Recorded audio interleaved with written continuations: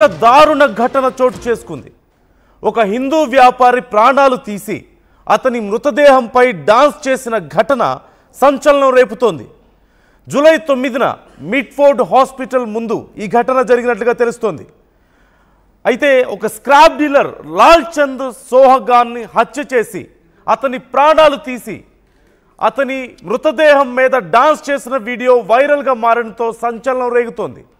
లాల్ చంద్ హత్యకు సంబంధించి దేశవ్యాప్తంగా నిరసనలు పెల్లుబిగుతున్నాయి. 19 మంది నిందితులు, 20 మంది అనుమానితులుగా కేసు నమోదైనట్లుగా తెలుస్తోంది.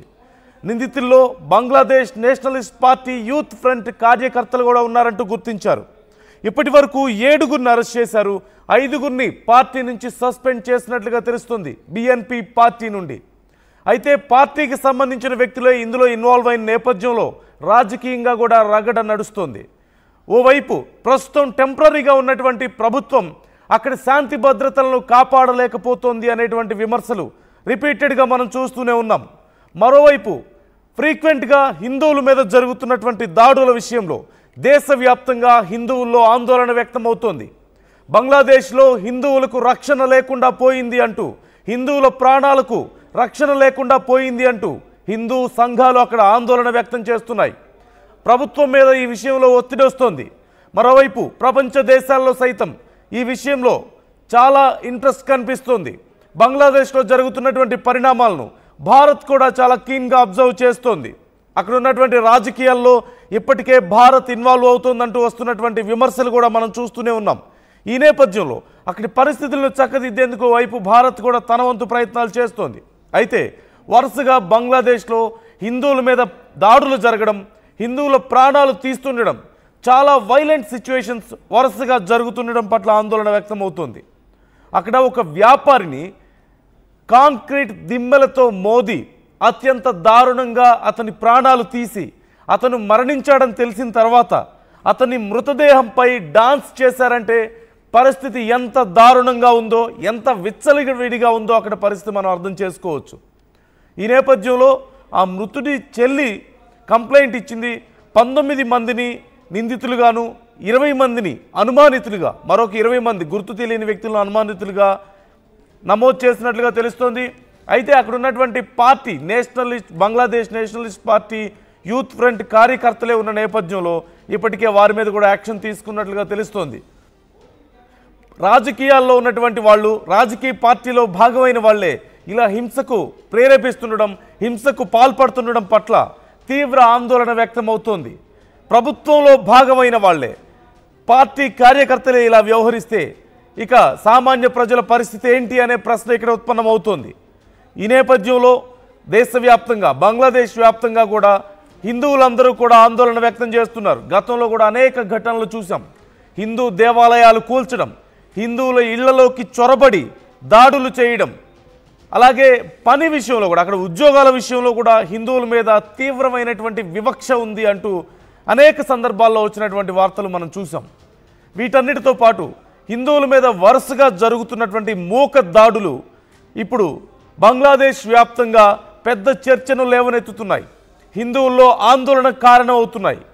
ఈ అంశానికి సంబంధించి అసలు ఏం జరిగింది, ఏం చర్యలు తీసుకుంటున్నారు అనే అంశానికి సంబంధించి పూర్తి సమాచారం మా ప్రతినిధి పెట్రిషియా అడిగి తెలుసుకుందాం. పెట్రిషియా, ఈ ఘటనకు సంబంధించి ఏం చర్యలు తీసుకుంటున్నారు?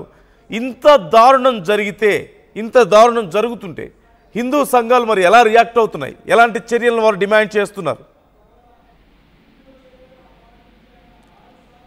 బంగ్లాదేశ్ లో హిందువుల పైన ఇంకా వైలెన్స్ కొనసాగుతుంది. ఒకవైపు శవం పైన డాన్స్ చేసిన బంగ్లాదేశియన్స్ అని కూడా ప్రస్తుతం అయితే వైరల్ అవుతుంది. ఆ వీడియో అంతా కూడా వైరల్. స్క్రాప్ డీలర్ అతను కూడా తెలుస్తుంది, లాల్ చంద్ అతని పేరు.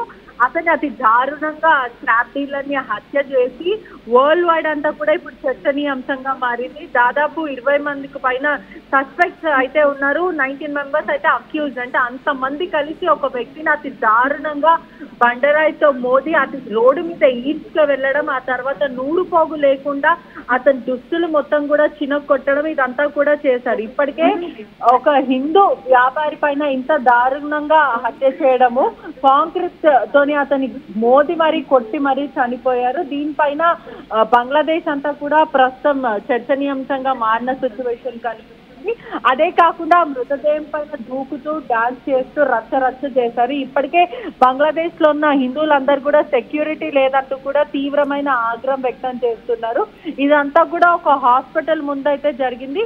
మిడ్ఫోర్ట్ హాస్పిటల్ దగ్గరనే ఈ ఘటన జూలై 9th రోజు జరిగింది. ఇప్పటి వరకు కూడా యాక్టివిస్టులు, బంగ్లాదేశ్ నేషనల్ పార్టీ యూత్ వాళ్ళు కూడా హిందువుల పైన అటాక్ చేస్తున్నారంటూ కూడా సమాచారం అయితే తెలుస్తుంది. అదే కాకుండా అనేక సార్లు హిందువుల పైన ఇటువంటి దుర్ఘటనలు జరుగుతూ ఉన్నాయి. ఏమాత్రం హిందువులకి భద్రత లేదు అంటూ కూడా అక్కడున్న హిందూ సంఘాలు కానీ అందరూ మాట్లాడుతున్న పరిస్థితి అయితే కనిపిస్తుంది. సోషల్ మీడియా అంతా కూడా ఈ వీడియోని కూడా వైరల్ చేశారని కూడా తెలుస్తుంది. వాళ్ళ సోషల్ మీడియా హ్యాండిల్ ద్వారానే ఇదంతా కూడా జరిగింది. అదే కాకుండా లాల్చంద్ సిస్టర్ కంప్లైంట్ ఇవ్వడంతో ఈ ఘటనను కూడా ఇన్వెస్టిగేట్ చేసి దాదాపు 5గురిని మాత్రం అరెస్ట్ చేశారని తెలుస్తుంది. దీంట్లో 4గురిని మాత్రము ఇంకా ఇప్పటికే ఈ తాత్కాలిక ప్రభుత్వం అయితే బంగ్లాదేశ్ లో ఉందో హింసను అరికట్టలేకపోతున్నారంటూ కూడా చెప్తున్నారు. అదే కాకుండా లాల్చంద్ సిస్టర్ కంప్లైంట్ మేరకు కూడా 19 మెంబర్స్ ని అక్యూజ్ గా 20 మందిని సస్పెక్ట్ గా పెట్టారు. దీంట్లో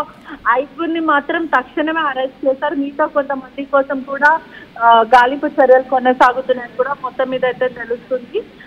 ఇప్పటికే అనేక మంది అనేక రకాలుగా మాట్లాడుతున్న పరిస్థితి కనిపిస్తుంది. కానీ ఇదంతా కూడా హిందువులని ప్రశాంతంగా బంగ్లాదేశ్ లో బ్రతకనివ్వట్లేదంటూ కూడా ఈ నెలలోనే దాదాపు అనేక ప్రొటెస్ట్ చేసిన పరిస్థితి కనిపిస్తుంది. ఒకవైపు సేఫ్టీ అనేది అసలు హిందువులకి సేఫ్టీ సెక్యూరిటీ అసలు లేదంటూ కూడా కొన్ని మైనారిటీ కమ్యూనిటీస్ వాళ్ళందరూ కూడా బయటకు వచ్చి మాట్లాడే పరిస్థితి కనిపిస్తుంది.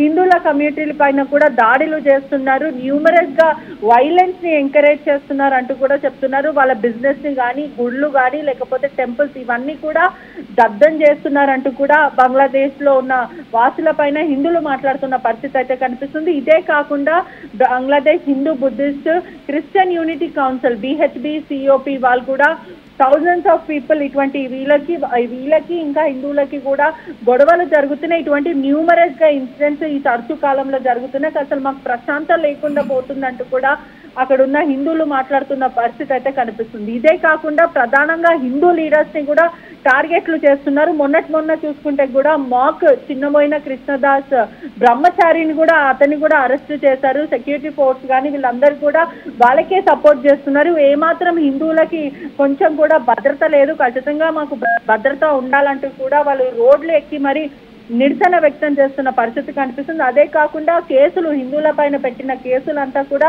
విత్డ్రాల్ చేయాలి. అదే కాకుండా జస్టిస్ అకౌంటబిలిటీ అనేది ఉండాలి, మాకు న్యాయం జరగాలంటూ కూడా 4గురు బయటకు వచ్చి మాట్లాడుతున్న పరిస్థితి కనిపిస్తుంది. Right, thank you Patricia. మరోవైపు తాత్కాలికంగా ఉన్నటువంటి ప్రభుత్వం మహమ్మద్ యూనస్ ప్రభుత్వం హిందువుల విషయంలో ఈ వరుస దాడులను, మూక దాడులను అరికట్టలేకపోతుంది.